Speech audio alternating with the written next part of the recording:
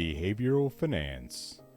Behavioral finance is the study of how psychology affects the financial decision of investors and financial analysts.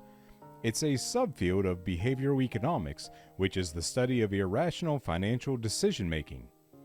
Behavioral finance explains why people often make irrational financial decisions such as overspending on credit cards, panic selling during a market downturn, holding losing positions rather than taking a loss, buying in bull markets and selling in bear markets.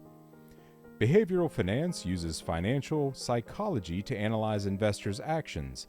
It assumes that investors aren't rational but instead have cognitive biases and limited self-control that cause errors in judgment.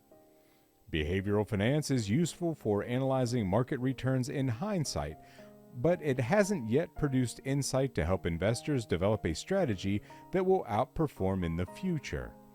Behavioral finance uses cognitive psychology to understand how investors make financial decisions. Cognitive biases. Behavioral finance assumes that investors have cognitive biases that lead to errors in judgment. Cognitive biases are unconscious errors in thinking that arise from how people perceive the world.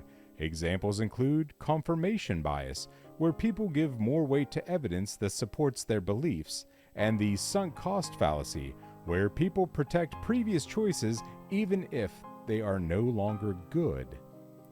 Limited self-control. Behavioral finance assumes that investors have limited self-control.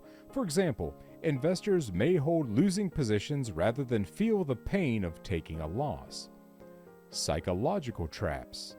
Behavioral finance identifies psychological traps that can lead to missed opportunities. These traps include the irrational exuberance trap, where people believe the past equals the future, and the pseudo-certainty trap, where people limit risk when portfolios are performing well. In summary, behavioral finance is the study of investment behavior based on the belief that investors do not always act rationally.